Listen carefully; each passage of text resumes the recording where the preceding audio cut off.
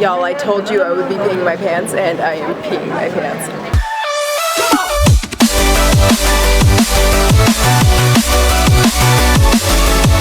It's been a while since I've done this. What's going on, you guys? I am back from Europe, as you can probably tell by the title of this video and the fact that I'm no longer quite as pasty white Seattle skinned as I was before I left. It's been actually 2 weeks since I've been back, but I've been super busy. I feel weird I haven't talked to you guys in so long. Let's get started anyway on my little European trip 30-day recap. I was on a 30-day trip with EF College Break, which is basically a tour group organized for people who are 18 to 28 years old, I believe it is. I've been back since August 1st, so this is already the second week of August is already ending, but the reason I haven't really uploaded in quite a while is I got back and I was sick for about a week and a half, you know, like super sore throat, coughing, sneezing, all that jazz. I'm still kind of recovering from being sick.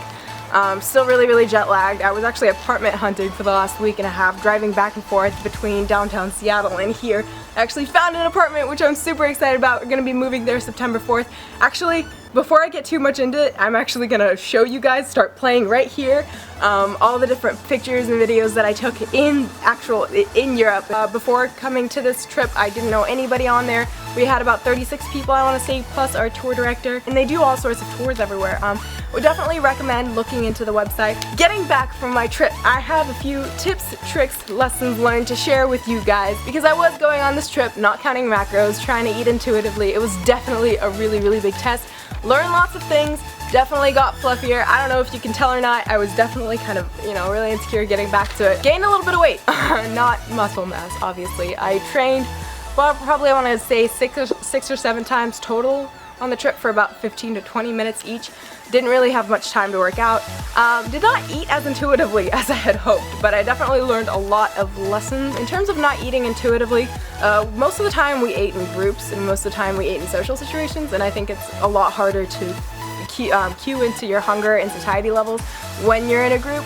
And it's kind of harder to eat intuitively when there's so much stuff happening and you kind of have just this break to eat and you're trying to figure out, okay, when's the next time that I can eat? How much should I eat? I actually ended up eating much more than I needed to pretty frequently just because I wasn't sure what the next time I was going to be eating at. There were definitely a lot of times where, you know, I could have opted in for some veggies or a salad and I just didn't because I wasn't thinking things through very much and I didn't really come up with a game plan. But I think going into the future, tip number one, what I would say, if you are gonna eat intuitively while you're on a trip, which I highly recommend doing, you know, I came back here, I'm definitely fluffier, I'm definitely a little heavier, I don't feel as confident in the gym just because, you know, I don't have quite as much tone or definition. That's fine with me. I know that once I'm eating intuitively now, I'm going to the gym, I'm training, and I'm exercising regularly, my body's gonna come back to its, you know, natural weight. The experience is definitely worth it.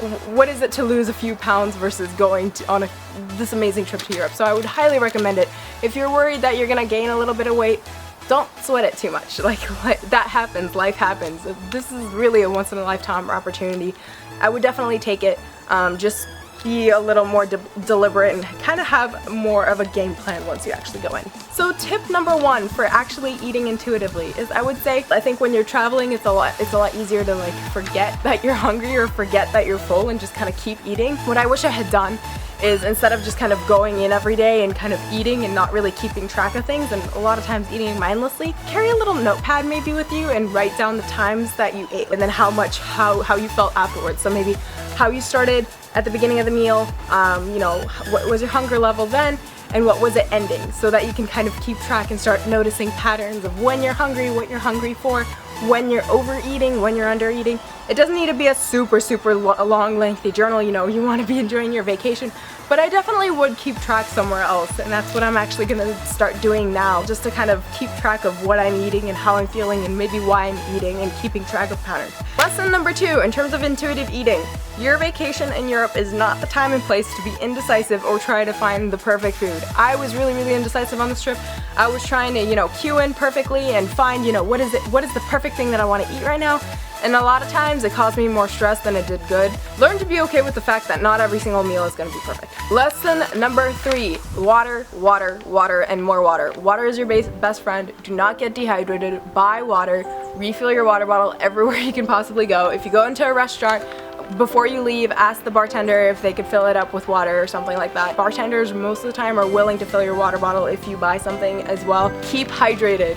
Not only do you need to stay hydrated, especially if you're traveling in the summer, but it'll also ward off thinking that you're hungry, because a lot of times people confuse their thirst for hunger and will eat, and I think that happened to me quite a few times. Number 4, lesson 4, take care of your body. Bring medicine. Bring cold medicine, bring stuff for your belly, you know, whether it's constipation or diarrhea or whatever you may have. Bring stuff in case you have a sore throat, in case you have a runny nose. Bring lots of Advil if you need it. Bring comfy shoes. Blisters after Rome were terrible. Sunscreen, insect repellent. If you had a long day and you're in a public place and you're too embarrassed to sit down, you need a rest. If you've been out partying every single night and you're not really enjoying the days, sleep. You need more sleep. Make sure you're taking care of your body, because it's the thing that is taking you all throughout Europe. Lesson number 5. Alcohol is fun, but you don't need it to have fun. Don't finish other people's drinks. Don't finish drinks just because you paid for them. Know your limits. Avoid wineovers. That's all I'm going to say about the Tuscany wine tasting that we went to. Lesson number 6, journal and take time for yourself. So, on the buses between our destinations, or, you know, if I ever had a chance to go to a park, I actually wrote in my journal every single day, day 1 through 30. This is how much of the journal I ended up actually filling up. So this side, as you can see here, all sorts of notes. You don't have to write lots of details, just write the things that make it special to you, the sights, the sounds. Or if you don't want to journal too much, this is what I did. And this was not my idea, this is something I saw on a blog. But basically, each day you buy a postcard and then you write what happened on the back of it, just so you have the memories from there and you can kind of remember the little things. So, day 1, we went to London. Day 2, we were also in London. 5, Paris. Bike tour through Amsterdam, super cool. Day 11, we went from Amsterdam to Frankfurt. Oh, we went to the Swiss Alps on this day, it was pretty cool. Switzerland to Venice. Day 18 and 19, also Rome. We went to the Vatican City, that was amazing. Day 19 was actually Florence. Italian Riviera. This actually looks like this in person. By the way, the name of this trip is the Grand Tour of Europe, so I would highly recommend it. And Delia Monk is the coolest tour director in the world. Day 21, Florence to Pisa to Antibes. Day 23, the Pont de Gard. And then we spent from Nimes to Carcassonne to Barcelona, which was one of my favorite places. Barcelona again. Barcelona, day 26. Barcelona was amazing, amazing, amazing. But I'm too old for clubs. I can't deal with that anymore. 27, 28, and 29, the last 3 days we spent in Madrid, which was not my favorite place in the world. I'm not gonna lie, I would have rather spent a few more days in Barcelona. I would definitely recommend making like this kind of like little scrapbooking thing, especially if you don't really want to journal, because look how cool this is. And then you can go back and you can relive the little details and whatnot. Tip number 7, and this is just for you Americans. Courgettes and aubergines, if I'm pronouncing it correctly. Courgette is zucchini and aubergines are eggplant, I believe. Figure out your favorite foods and your comfort foods and how to say them in a couple different languages wherever you're going. You don't really have time when you're at a restaurant to be translating the entire page. So what I would recommend doing is before you go on your trip, write down a few foods that you know you're gonna need at some point. Like I needed my chicken nuggets and my hot chocolate, and I needed to know how to say those things when I was in Amsterdam because I was feeling sick. So write down a few of your comfort foods, translate them into whatever languages they speak in the places that you're going to.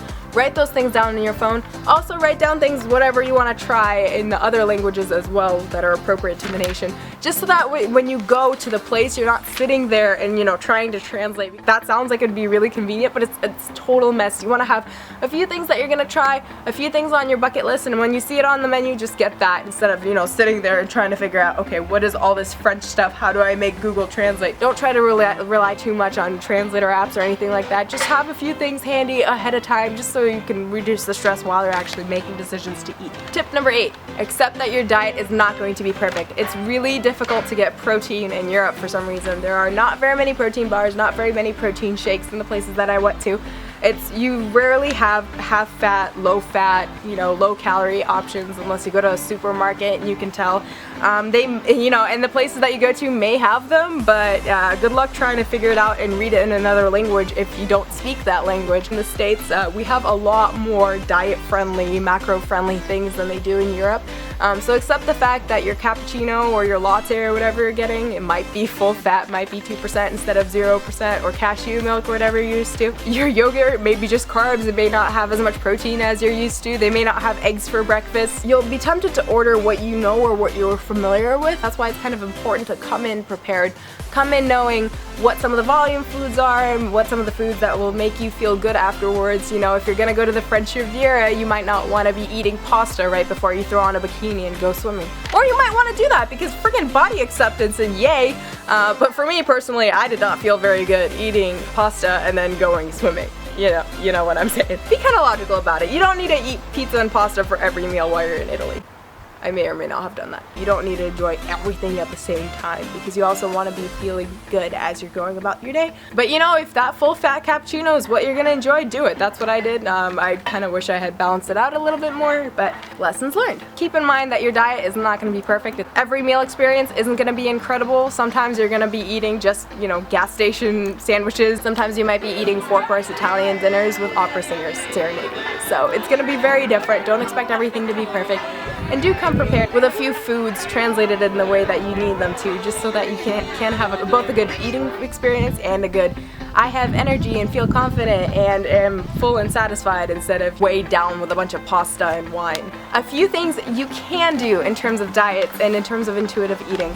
Pack snacks from the hotel and or the hostel that you're at. I would suggest maybe like taking an apple or taking some sort of fruit. That way you're getting a little bit more fiber in. The first half of the trip I was just getting, you know, taking a bread roll from lunch, wrapping it, putting it in a Ziploc bag and throwing it in my purse. Sometimes we would go a very long time without actually going to a restaurant or something, so I would use that to hold me over. I would suggest switching to fruit if you have the chance, or something, maybe some muesli, that way you can get some protein in. Or maybe just buy a pack of nuts for yourself just so you have something to hold you over that's not just bread. But definitely come prepared, have snacks in your bag. Take your suitcases up the few floors that it takes to get to your room. For almost every hotel, me and a few friends actually ended up just carrying our suitcases, our luggage up the stairs instead of waiting for the elevator. That's an extra way to, you know, get an extra little workout in there. Make decisions that allow you to enjoy your trip and feel good about your body. So make sure you're getting your fruits and your vegetables in.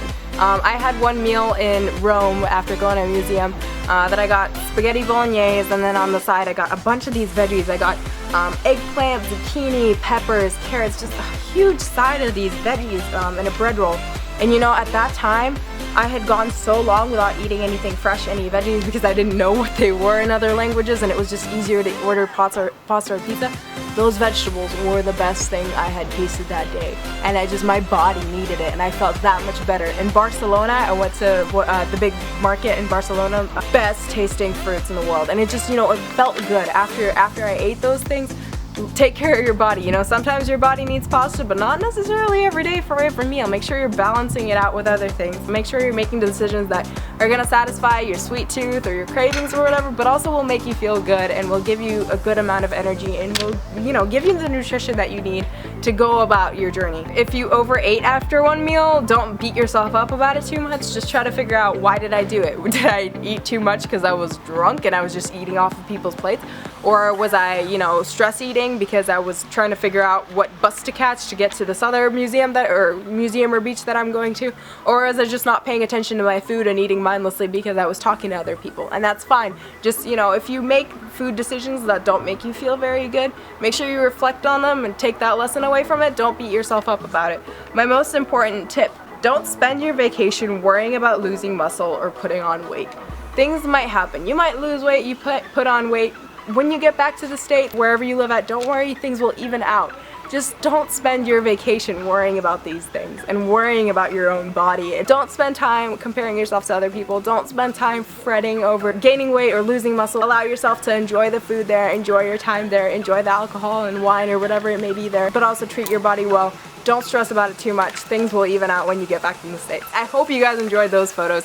I took quite a bit there. I'm gonna be starting work on August 17th. I'm gonna be traveling a week to San Francisco, a week to Dallas, and then I don't know what my assignment is gonna be after that, so I will be traveling quite a bit, moving into our place with the Cookie Panda on September 4th, so lots of things happening. I'm gonna try to record as much as possible. You guys mean the world to me. I love being able to help you out. You help me more than you realize, actually. I'm gonna try to put out videos as often as I can. and I'm not sure what the frequency is going to look like. I have at least one video ready. I'm going to try to take my camera around as much as I can. I'd probably say watch out for the next video in the next week or two. And I am hoping that just being able to eat intuitively and paying attention to what I'm eating and how much I'm eating and what my body signals are, as well as actually working out, lifting weights, exercising, doing some deliberate cardio. I'm trusting in the fact that doing all those things, my body will kind of get back to a more natural weight. Even in the last few weeks, I feel much better in terms of fluffiness, in terms of, I think, letting go of some of that accumulated pasta, wine, and pizza fat, and also feeling really good after the gym. So even just having 2 weeks, you know, I'm not back at my photo shoot body. And I'm trusting that if I do those things that I'll be able to get back to a normal weight. Not that my weight is super abnormal, I just feel comfortable being a little leaner. You guys are the best for sticking through the end of this video. I really hope you enjoyed it. Please leave a comment below, let me know what you think. Let me know if you have any tips to share when you're traveling or when you're even working in a really busy place about eating intuitively and about working out. If you've traveled, what is your favorite city? I would love to know. Just leave stuff below. I love talking to you guys. Be sure to be following me on Instagram. I post there a lot more frequently than I do on here, and that will probably continue as I get into the work field and working 50 to 60 hours a week. Yes, if you haven't yet, please be sure to hit that subscribe button so we can grow the channel as much as possible and you can get updates. I'll talk to you guys next time, and as always, don't stop growing.